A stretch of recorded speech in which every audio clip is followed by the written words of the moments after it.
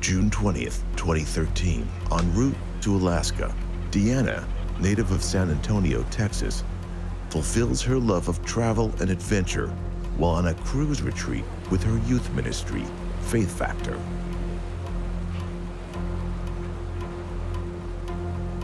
It's all fun and games with a Christian message. And what young person could turn down a church-subsidized 18-day cruise? But after midnight, the fun and games turn deadly serious. And in the morning, everybody is asking the same question. Where is Deanna? There's a lot Deanna doesn't know about her new friends from church. Sadly, her journey is about to become a one-way trip.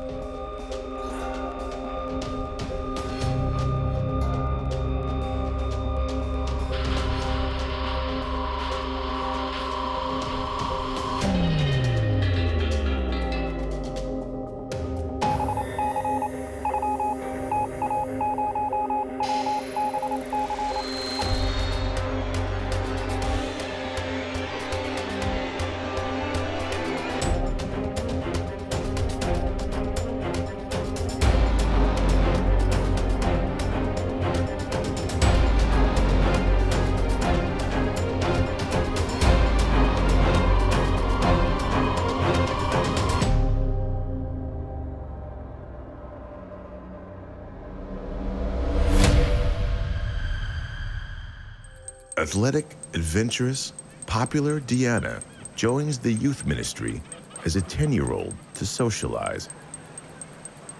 Deanna's growing up away from the group. She plans to study to become a personal trainer and nutritionist. As a kid, Deanna was great. She was a total sweetheart. Her faith was extremely important to her, and everybody respected that about her. In Sunday school, we shared a class, and she's always the person with the answers to the questions. She knew the Bible backwards and forwards. When Dee found out that there were cruises that could take her to places like Alaska, for example, she thought that might be kind of a way in to kind of get into some of these communities and not only see part of the world, but also kind of use that as a chance to kind of spread her message as well. The cruise, a new initiative for the ministry, is one the sporty Deanna would never miss. She sees it as a last hurrah for her involvement in the youth ministry. But Deanna is headed for a destination no one could have imagined. The ministry's vision of discipleship, built on a foundation of leadership development, has served Deanna well and has made lots of friends over the years. She has met a woman named Elizabeth, a very recent member of the youth ministry, who interests her a lot. On the surface, everything seems to be going right for Deanna. But things are not as they seem. And Deanna is very far from the safety of home. Even though this cruise takes Deanna far away, she keeps in close contact with her family through social media, telling them all about the amazing places she's seeing and the fun she's having. Deanna may love adventure, but being away from her parents is not something she finds easy to get used to. She buys a very expensive soapstone carving for her parents as a surprise. Her parents were a huge part of her life, and so I know that being away from them for so long was kind of hard for her, but that kind of free spirit that she had, that travel bug, kind of overrode it sometimes, so she was able to get by without them. This is pretty exciting for Deanna. She's this young girl, finally she gets to do a trip without her parents around, no one in her family. So for the first time ever, she doesn't have those watchful eyes, that parental control. She's able to let loose with her friends from the youth ministry, have some fun on this cruise, and she meets a girl that she's really attracted to, and they start spending time together as young people do. So it's this really exciting, giddy time for Deanna.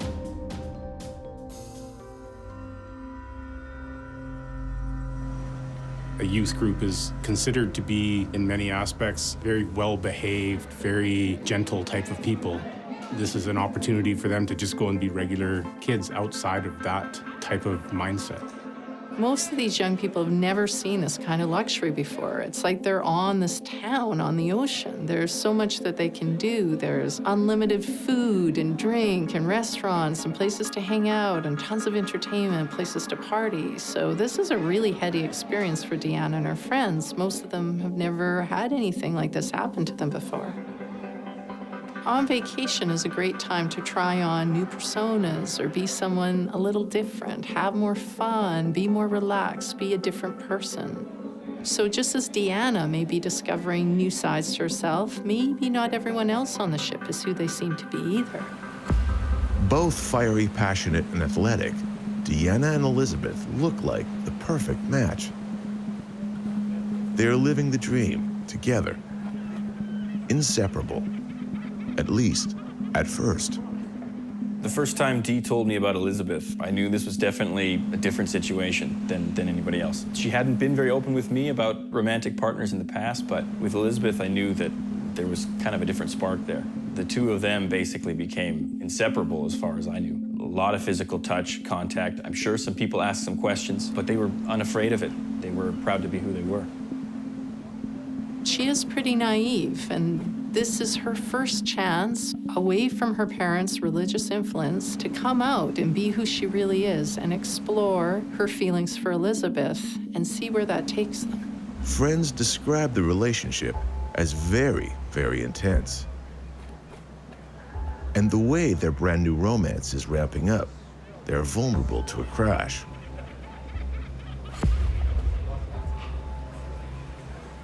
And that crash is named Zachary. The ship makes a stop at a port of call, and Zachary comes aboard. He's the newest member of the ministry and an old friend of Elizabeth's. Elizabeth and Zachary share a lot of history, and some say they even share a bed. Deanna is devastated to see her first love is shaping into a triangle. The close quarters of a cruise ship has a way of intensifying how people feel about each other. Those dynamics can get very, very serious very quickly, more so than they would in real life when people have school and work and other responsibilities. Right now, Elizabeth and Deanna are just together all the time, so the relationship is moving at warp speed. Deanna goes from ecstatically happy to completely miserable fast.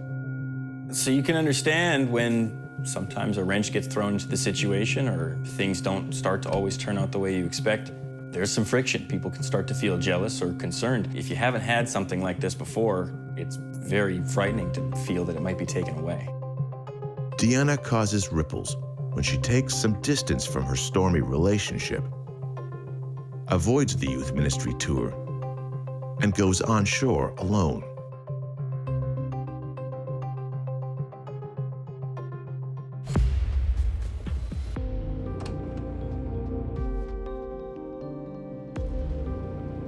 On shore, she will make an important phone call to her best friend back home in San Antonio.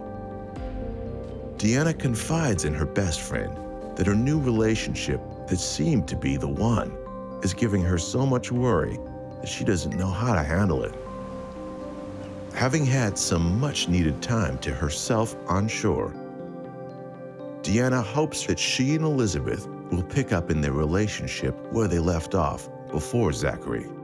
You know the feeling when you meet kind of a special person and it's entirely different than what you've experienced before, and they take up every thought in your brain and you can't think about anything else, and it causes the rest of your life to start to suffer because your entire focus is on this one person.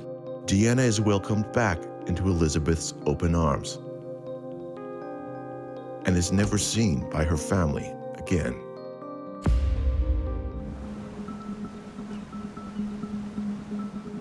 Back on board, Deanna gets straight to her ministry activities. She's always happy and fulfilled interacting with young people. I always knew Deanna would probably end up working with kids in some capacity because she seemed to always be playing with the younger ones and including everybody, and I thought she was just really good at that kind of thing. Later that night, she messages her family. They aren't responsive, so Deanna assures them she'll call to check in the next day. And then she goes out to find her friends and socialize. She begins the evening meeting for beers and conversation with her close friends Leanne and Paul. It is relaxed, and Deanna is her fun-loving self. There's an informal plan to meet up later.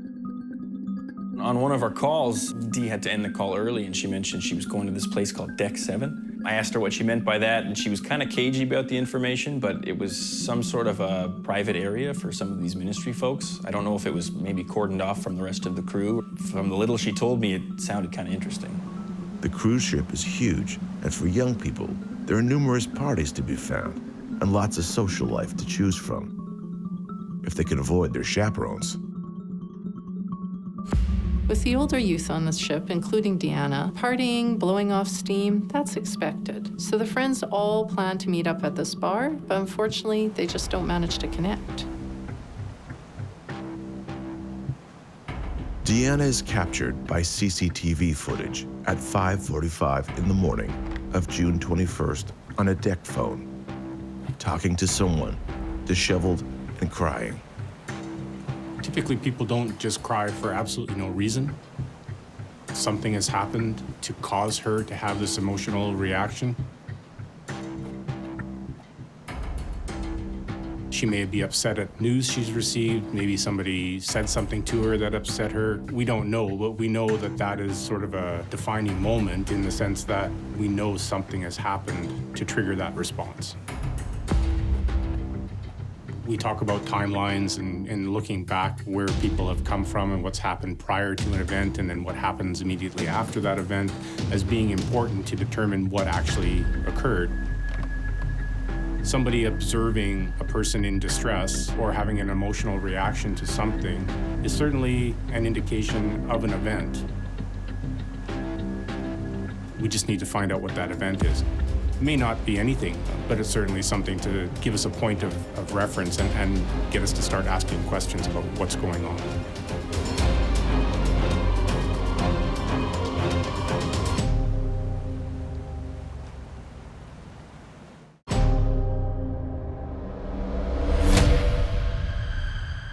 Deanna is on a youth ministry cruise retreat, and she's having the time of her life. She loves the lifestyle and the adventure of travel. The relative freedom of the cruise has allowed Deanna to get physical with another ministry youth, Elizabeth. However, Elizabeth also seems to have a boyfriend. Things are happening fast aboard the cruise, and really, Deanna barely knows these people. Are all of her new friends really friends? Come June 21st, everyone aboard the ship will begin to wonder, where's Deanna? When Deanna doesn't show up for breakfast, the chaperones are worried and report her missing. The ship is searched, and the Coast Guard is called in. The search of the waters and the ship reveal nothing. Deanna seemingly has vanished into thin air, and her friends are desperate. One clue is located. There is a pair of flip-flops lying abandoned, believed to be Deanna's. Their location at the edge of the ship on Deck 7 gives them monumental significance. Anxious to trace Deanna, the onboard closed-circuit television footage is accessed. No images can be found of Deanna except her tearful phone call, which includes the appearance of a young male youth ministry member. The young man could be of interest to the investigation. Ship staff has no choice but to inform Deanna's parents of her disappearance. Deanna's parents, Wayne and Rosemary, are contacted by the cruise line at 10:45 p.m. They are told of their daughter's disappearance and that the cruise line is conducting their own investigation, and they will fly them out to meet the ship right away. The very next day, after the disappearance, the cruise line holds a small ceremony for the distressed youth. The ship's crew puts flowers at the railing on deck 7, implying that this is where she went overboard due to the location of the flip-flops. But no one from the cruise line will answer any questions. Instead of providing closure, the ceremony causes upset and confusion. These flip-flops, there's no proof that they're even Deanna's, and no one's really checked to make sure they're really hers. Even among her friends, they're surprised that no one has asked them to confirm that the flip-flops are actually hers. After the initial phone call that promises to rush them out to the ship, the parents find it difficult to get a hold of the cruise line and iron out the details of their flight. These terrified parents are repeatedly stalled getting to the scene of their daughter's disappearance. Their stress and frustration is building. Well, Dee's parents, just like Dee, they were not passive people, so as soon as they could, they flew out halfway to meet the ship before it even returned to port so that they could find some leads or learn any kind of information they could about where she might have gone or what might have happened to her. The jet-lag, exhausted parents are brought to a room, shown a small segment of the tearful CCTV footage. Ship staff points out that Deanna is leaving the shot, headed to the bow of the ship, because this is where her flip-flops were found. The parents learn the theories. Deanna was probably swept over the railing by a rogue wave. The parents are shown where the flip-flops were found, but they find it hard to believe their daughter could be swept off the ship from this location. The investigator is brought in by the cruise company, seeing what went wrong in Deanna's disappearance. The parents are assured the investigation is ongoing, and the detective is hard at work, finding out what happened to their daughter. It seemed like it took a long time for the investigation to actually get started, and finally when it did, they only sent one person. How can one investigator find out anything? Don't you need a whole team of forensic analysts or something for this? Can't imagine one person was nearly enough. Her parents were super upset, and I couldn't believe it either. Are we trying to find this woman or not? She's missing. Overwhelmed and disoriented, they put their trust in the investigation. The last person to see Deanna alive is of great interest in the investigation. Why was Paul on deck at 5:45 a.m., the same time Deanna was? But Deanna's youth ministry friend can only report he ran into her by fluke. Deanna insists she's fine, and that's why Paul simply walks away. The question remains, is he telling the truth?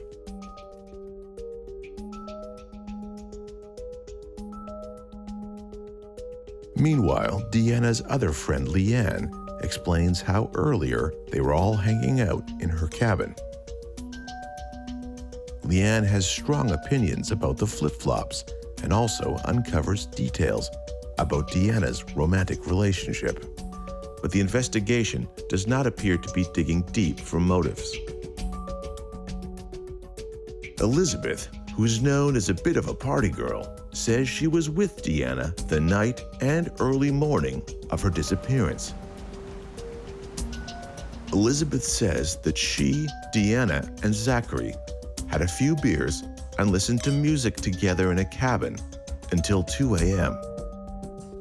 We're talking about young adults who may or may not have the capacity to deal with this relationship issue. Almost as soon as the three are alone together, the situation gets steamy. Things quickly evolve into an intimate threesome, whether it was planned this way or not. There's no telling how somebody reacts when a third person is brought into an intimate relationship. It may have been consensual, but without understanding the ramifications of what happens when it actually occurs, they may make that decision on a whim. It may seem like a simple thing, but now suddenly 3 people are involved in very difficult circumstances. Jealousy is an emotion that frequently comes into play when we're talking about violence between intimate partners. Especially in this kind of case, there are a lot of emotions that suddenly come to the fore that may not have been there not long before. Elizabeth admits that Deanna was not happy after the threesome. So who says that this threesome with Zachary was consensual? From Elizabeth's point of view, it was, but unfortunately, we can't ask Deanna if it was consensual from her side. Deanna's tearful and wants to go get some air. Deanna wedges the door open. Elizabeth falls asleep, losing track of what is going on with her friend. Elizabeth regrets she didn't go walking with Deanna. She's convinced she could have saved Deanna had she been with her, because clearly something horrible happened to Deanna on the walk. Then Elizabeth drops a bombshell, something she's kept private, that she now feels is her duty to reveal. And she is sure that what she knows is the key to the vanishing of Deanna.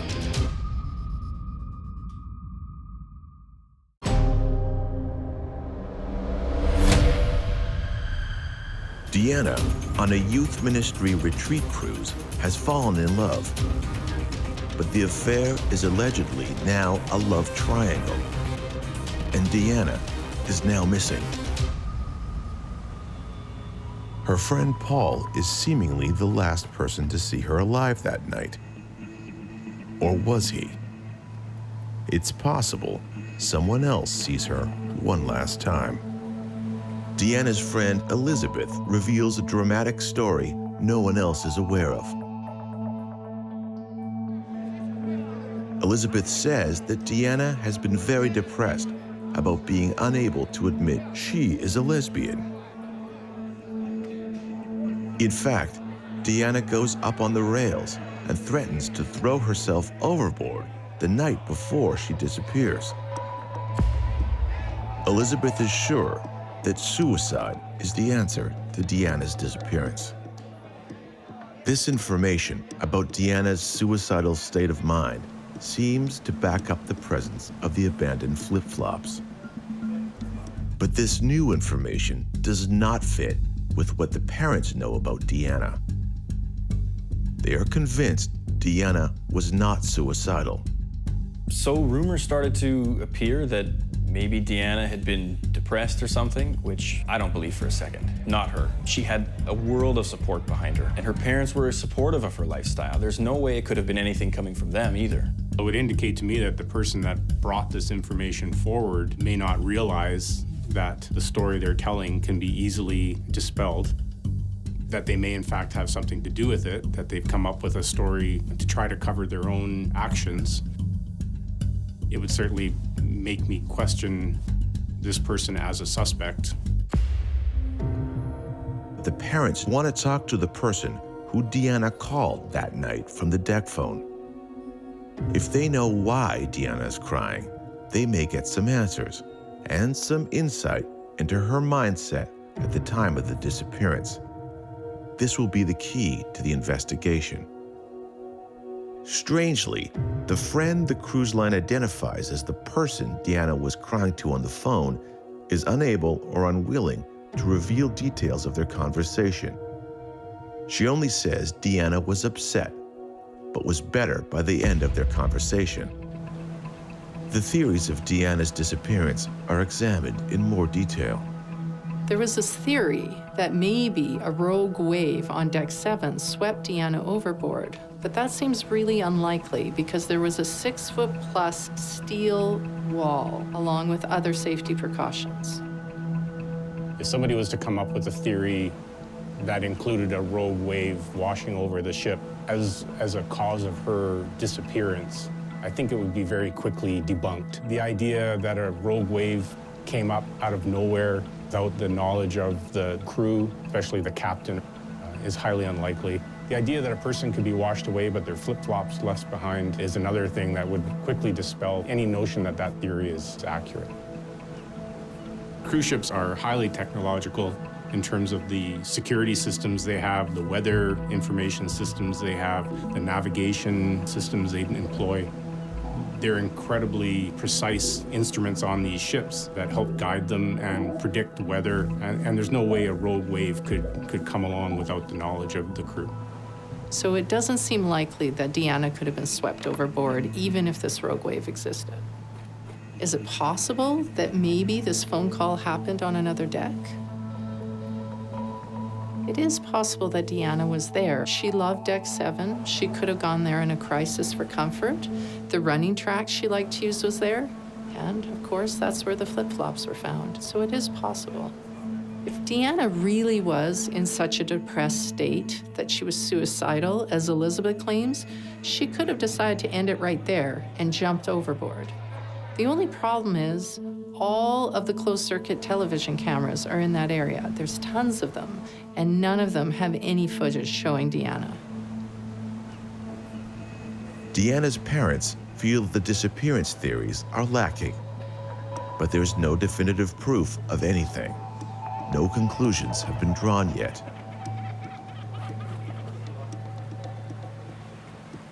At the request of the cruise line, Wayne and Rosemary pack up their daughter's belongings from the cabin. Some of her things include the soapstone carving and a scribbled message on paper to phone her mother. All evidence points to a young woman with everything to live for. Her parents also find the flip-flops that apparently belong to Deanna, but written on the side of the flip-flop is someone else's room number. First thing I would question is who put them there and why did they put them there?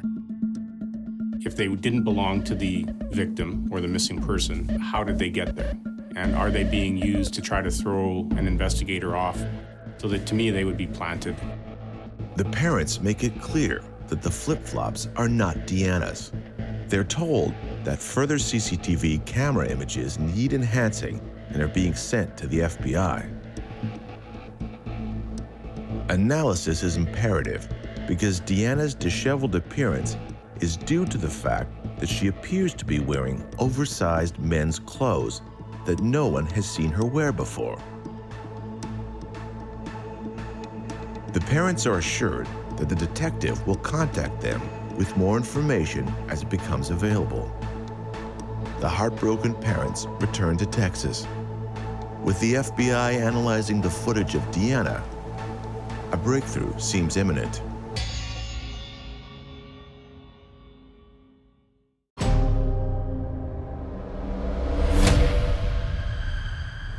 Youth ministry member Deanna has vanished from a church retreat, and the cruise line seems intent on calling it suicidal or accidental. Deanna has an intense relationship with another ministry member that turns into a love triangle. And yet, another ministry member is the last person to see her alive. Why was he there when Deanna is in crisis at 5:45 a.m.? And why is Deanna last seen wearing what looks to be oversized men's clothes? The cruise line's investigation promises to answer these questions soon.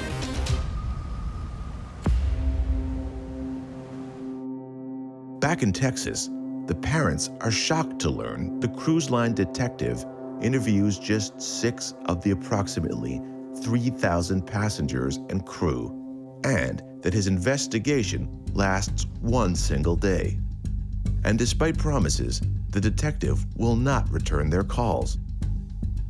These parents are living a nightmare. So I remember hearing from my parents that Dee's parents themselves had kind of taken over the investigation, started leading it themselves. I guess they were unhappy with the way that the cruise line was handling things. Maybe they thought there was information being hidden from them. They really took over and took charge. Deanna's father got pretty upset with the cruise line and fed up with trying to deal with kind of their rope around. So he went out and hired his own private investigator to see if they could find anything out about Deanna. Investigators aboard the ship tell the family that Deanna was allegedly swept overboard by a rogue wave. This theory does not sit well with her family, and they hire Matthew, a private investigator, to look into her disappearance and the feasibility of such an unusual event. A number of factors would come into play. The fall from the ship, it's great height, several stories high, so the impact with the water can leave a person incapacitated or dead, upon impact. And then we talk about the fact that it's just off the coast of Alaska. The waters are frigid. Being salt water, the water's much colder than anybody would anticipate, so you don't have long to survive in water of that temperature. The result of falling from a ship is severe. I would expect if a rogue wave hit the ship, more than just one person would have been washed away, first of all. Secondly, people would have suffered other injuries on the ship from being pushed around as a result of the wave. It's highly unlikely that only one person could be affected by this rogue wave.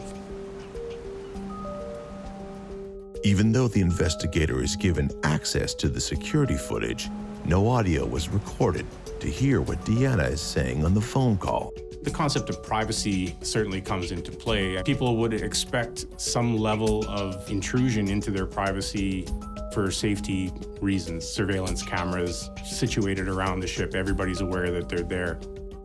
But to listen in on people's private conversations, that's something that contravenes many laws. Can't be done without their knowledge. I wouldn't expect that there'd be any microphones anywhere on the ship to record conversations. There's different rules at sea. The normal rules of investigation don't apply on cruise ships as they would on land. But Matthew isn't deterred by this. He's digging a bit deeper. He wants to find a motive. Matthew is now confident that Deanna wasn't washed overboard by a rogue wave. Matthew looks for anyone to corroborate Elizabeth's story about Deanna threatening to throw herself off the ship, or a shred of proof Deanna wanted to end her life. He can't find anything. You would think out of anyone on this cruise ship, the person that would most want to find out what happened to Deanna would be Elizabeth. They were in love. They had this new relationship. So what would motivate Elizabeth to lie about what happened that night? What's going on with this consensual threesome? Is there something that she's trying to hide? Is she trying to take the suspicion off herself and Zachary and divert it somewhere else? There's something going on with Elizabeth. Her story seems to raise more questions than answers. And speaking of questions, what about that oversized men's clothing that Deanna was wearing when she made that final phone call? There's got to be a clue there. Why is no one questioning that? Why is no one looking further into that? A new revelation comes in from an unexpected place. When Deanna went ashore by herself and made a call from Alaska, she confided something very disturbing to her best friend, and her friend now feels the information should be known. Deanna's best friend in San Antonio reveals Deanna confided that she was terrified of returning to the cruise ship because Deanna feared she was about to be sexually assaulted. In Deanna's personal effects, her parents find her favorite shorts ripped to tatters. There's a lot of questions swirling around this threesome. What really happened that night? Was it truly consensual, as Elizabeth said, or was Deanna forced into this? And if she was, what happened to her? Was there a violent confrontation? Was she assaulted? Combined with this new information, they are certain they have compelling proof that Deanna has been sexually assaulted on board the cruise ship. But who did it? Who on board was Deanna afraid of? Did someone want to get rid of her afterwards and make sure she couldn't report them? There's a lot of questions still. All the information is adding up. Private investigator Matthew is fully convinced that a sexual assault took place. Finding the previous investigation totally and utterly unsatisfactory, Matthew questions Paul, as he was the last person to see Deanna on the phone that night. Perhaps he overheard pieces of her conversation that can uncover more clues. With the real investigation underway, Matthew learns there was much more going on behind Deanna's disappearance than was previously revealed. The parents have been waiting for months to get information from the cruise line. As they continue waiting to access the official ship reports, Matthew sees no reason to wait. He does his own analysis of Deanna's bizarre clothing in the security camera footage with shocking results.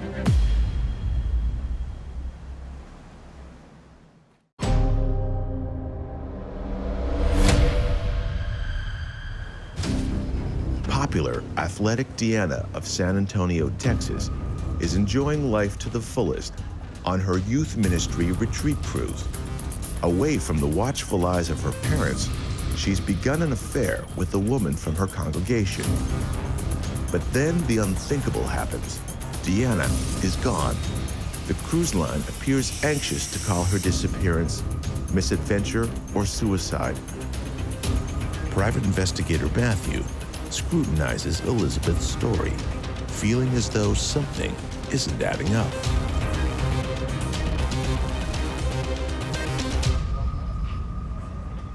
Once Matthew starts digging, this case is far but dead in the water. The suspicions start to point towards Deanna's lover, Elizabeth, and Elizabeth's old friend, Zachary, who had recently joined the youth ministry. Matthew thinks Elizabeth is likely lying. The details of her story keep changing. Well, you have to consider what she's saying. You certainly have to take it with a grain of salt, so to speak. She may have a reason to not be truthful. She may be telling the truth. There's really no way to know at this point. It's her word against a person who's no longer here. I would question why now suddenly Deanna would choose to have an intimate relationship with a man when up until now she's known that that's not something she wanted. What choice did she have in this relationship?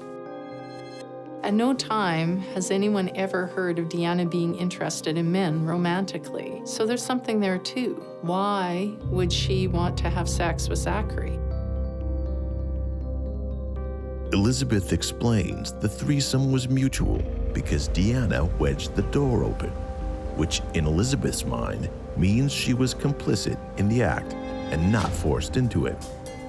Something Matthew finds odd is why wedging a door open would prove consent. Something isn't adding up.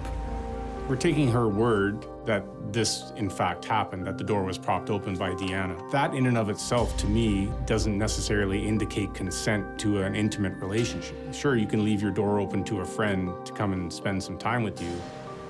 That doesn't imply that anything else should follow that. The matter of Deanna's strange appearance on CCTV footage is still a mystery. No one from the cruise line provides a theory to this bizarre image of Deanna. Would indicate to me that maybe she put them on in a hurry to get out of a particular situation. Certainly the clothing may be able to be traced back to somebody else wearing them on the ship at some point, so we might be able to find out whose clothing it is. The fact that she is wearing that clothing and not her own may give us an indication as to where something took place. We would then go and maybe have a place to look for her clothing. Those are all factors that may come into play. Torn clothing in and of itself doesn't necessarily mean anything, but given, the report of a person going missing, it certainly points to the fact that there may have been some sort of foul play. There may have been an attempt to get that clothing off, and she wasn't consenting to it, and it was a struggle to get that done. That's typically how clothing like that would become torn. As a private investigator, Matthew weaves the threads of Deanna's vanishing together. At last, there comes a promising new development, one that no one sees coming. So then two strange things happen. Suddenly, this case has new life. There's a hit on Deanna's credit card. Someone is using it. And a woman claims to have seen Deanna in Italy. It's either Deanna or whoever hurt her and got rid of her on the move. What's going on?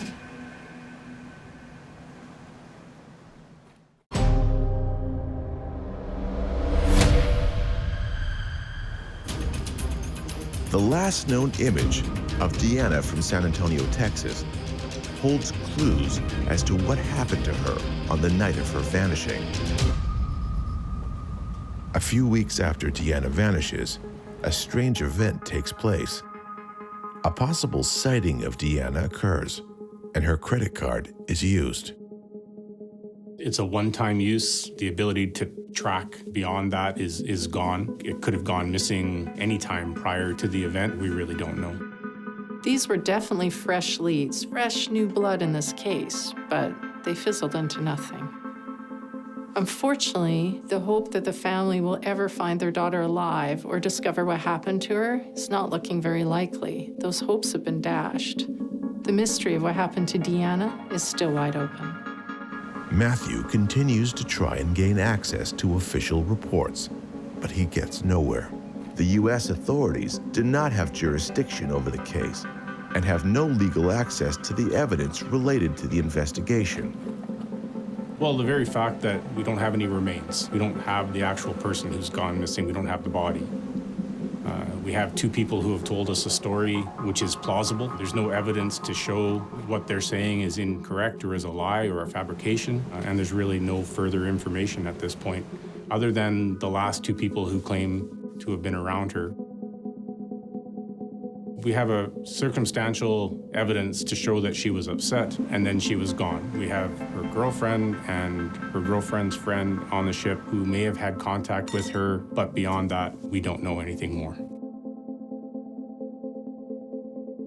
No business wants a murder on the books, especially an unsolved one. However, for now, it seems that someone has gotten away with murder. They're difficult to get out of your mind. You always wonder whether you could have done something more, whether you could have asked a different question that may have led to a better answer to provide you more clarity with respect to what happened. But having a disappearance of a person unsolved is very difficult for an investigator. We want closure as much as the family does. We want to know what happened. Private investigator Matthew has tried every door repeatedly. He has fought for justice for Deanna and her family, but sometimes the door remains locked. Elizabeth and Zachary never returned to the youth ministry. That would be an act of faith they just weren't up for.